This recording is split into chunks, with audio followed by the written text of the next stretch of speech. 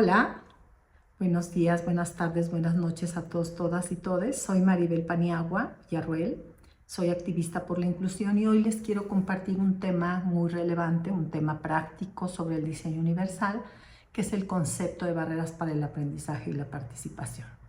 Este concepto es un concepto que surge de manera, digamos, más o menos simultánea dentro del marco del diseño universal para el aprendizaje y en las investigaciones de Booth y Ainscow sobre el índice de inclusión.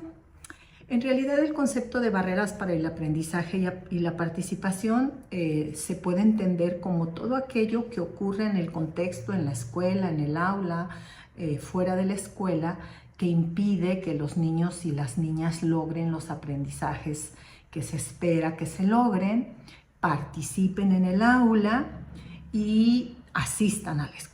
Estar presentes en la escuela o no estarlo, en realidad no estarlo es una barrera para el aprendizaje y la participación, porque si no estás en la escuela, pues no estás participando, no estás aprendiendo. Entonces, desde este concepto, la idea que tenemos que trabajar a lo largo de esta pequeña cápsula es: ¿qué hacemos? ¿Cómo podemos encontrar las barreras para el aprendizaje y la participación? En el link les voy a dejar algunos instrumentos que se utilizan en el mundo y que diseñamos también en el espacio en donde yo trabajo, que es la zona 16 de educación especial, para abordarlas y para reconocer las barreras. Pero en síntesis les diría que las barreras, que el camino más fácil para encontrarla es observarnos y observar el entorno. Ese es el camino número 1, y el camino número 2, pues es, como ya nos lo marcó el índice, es preguntarle a nuestros usuarios qué observan que está impidiendo a las familias que sus hijos aprendan y a los propios niños, a los propios jóvenes en las secundarias, qué es lo que impide que aprendan. La idea de cómo encontrarlas es tener el ojo fijo, la vista fija en qué están pasando en nuestros contextos que impide que nuestros niños y niñas aprendan. ¿Qué está pasando en la escuela a nivel organizativo, a nivel del acceso de las familias, a nivel incluso de una presencia de las familias que no es necesaria y que impide la autonomía de los niños y las niñas? Y para esta tarea, pues los directores y las directoras, los supervisores y las supervisoras pueden ayudar enormemente, haciendo registros de observación en el aula y haciendo devolución a los y las docentes sobre lo que está ocurriendo. ¿En qué nos tenemos que fijar en la detección de barreras para el aprendizaje y la participación? Bueno, pues nos tenemos que fijar en qué está pasando con la organización del aula, cómo está organizado el aula, cómo están organizados y se facilitan los recursos y los materiales que se ofrecen en el aula, cómo están las relaciones en el aula, las relaciones entre los niños entre sí, las relaciones de los niños con la maestra o con el maestro y las relaciones del maestro con los niños. Estas relaciones y estas interacciones definen mucho de lo que nosotros aprendemos o no aprendemos. Yo creo que todos recordaremos a nuestros buenos maestros y a nuestras buenas maestras, y sabemos que esos buenos maestros pues lo facilitaron con su forma de interactuar con nosotros. Tenemos que fijarnos también, hay algunas preguntas básicas desde las pautas del DUA, desde las directrices del DUA, que son: ¿cómo son las formas en que los maestros y las maestras implican a los alumnos en el aula y los motivan para aprender y participar?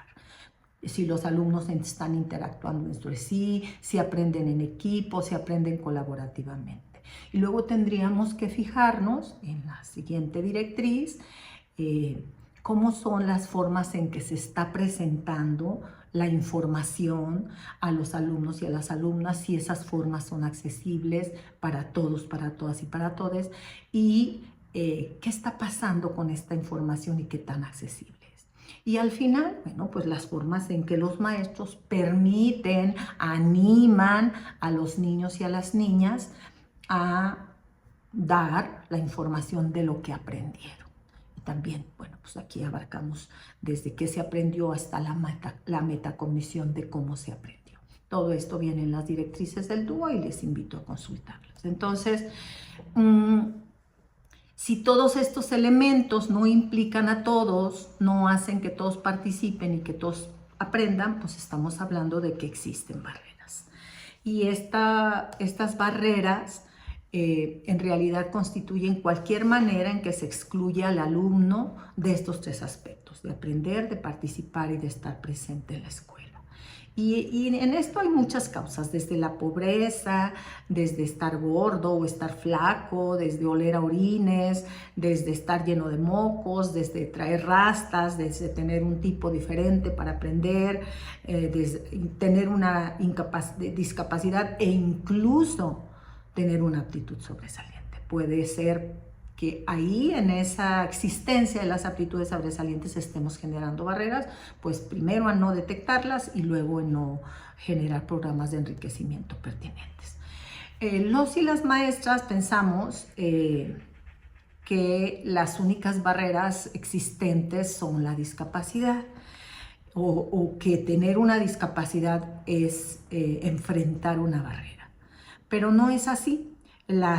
Desde el enfoque social de la discapacidad, en realidad la barrera está en la respuesta que la escuela y el aula está dando a la existencia de la discapacidad o de alguna condición del alumno. No se niega que los alumnos tienen alguna condición, sin embargo, cómo está respondiendo cada escuela, pues es lo que hace la diferencia en que existan o no barreras. Voy a ponerles un ejemplo. Hoy estamos cada vez con más alumnos con el trastorno por déficit de atención con hiperactividad y entonces voy a plantearles un caso hipotético o real. En este caso hay una chica con TDAH en un aula y está en una escuela en la que hay una agenda de tareas para todo el ciclo escolar, en el que la maestra está utilizando una agenda para saber la secuencia de las actividades y la señala en la propia agenda. Y entonces la chica transcurre como cualquier otro niño en la escuela. Pero se cambia de escuela y en esta escuela la maestra dicta la tarea a la salida de la escuela y entonces pues esto hace que la chica ya están todos parados y empieza a haber ruido y entonces ella dice la tarea para mañana es tal y entonces la chica no la nota, empieza a tener problemas en la casa, etc. Y bueno, por supuesto no hay una agenda en el aula. Entonces esto genera una serie de situaciones porque la chica no hizo la tarea y entonces al día siguiente está avergonzada, está penada y entonces como está penada pues empieza a ser agresiva con los demás, etcétera, ¿no? Un asunto tan sencillo como la falta de una agenda de tareas clara o de una presentación de la tarea en un tiempo en que los jóvenes y los chicos están relajados y están sentados en el aula, eso puede hacer la enorme diferencia, ¿sí? Voy a, antes de cerrar, platicarles otro tipo de barreras, otra clasificación de las barreras, que son las barreras de alta probabilidad. Este es un concepto que nos presenta Antonio Márquez, que es el creador de la rueda del DUA. Y las barreras no se refieren a otra cosa que aquello que podemos prever desde la planificación, conociendo a nuestro grupo y conociendo la naturaleza de nuestro grupo. Entonces, ¿a qué se refieren estas barreras? Pues a todo aquello que conocemos desde nuestro diagnóstico en el aula y que tendríamos que estar previendo que no suceda. Por ejemplo, ya sabemos que Juanito se va a distraer. Si yo doy una explicación, si doy mi clase a través de explicación. Entonces, si yo pienso en las barreras de alta probabilidad, pienso entonces cómo hacer para llegar la información de ese tema que quiero dar sin dar una explicación verbal que haga que Juanito se disperse y que no acceda al conocimiento.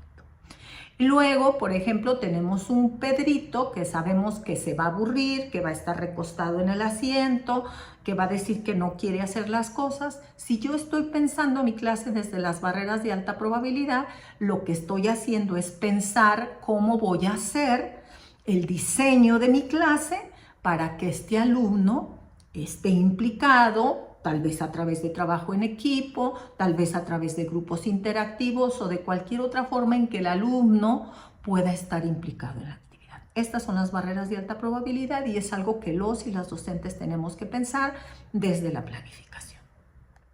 Yo espero que este pequeña cápsula sea útil para comprender el concepto y bueno, animar a los equipos docentes y a los equipos directivos primero a detectar las barreras para el aprendizaje y la participación que estamos generando, que se están generando en esa interacción entre los diversos contextos de la escuela, del aula, de la familia, etcétera, y a generar a partir de esas barreras que ya conocemos o ya reconocemos un plan de acción que puede ser de escuela o que puede ser de aula para hacerles frente.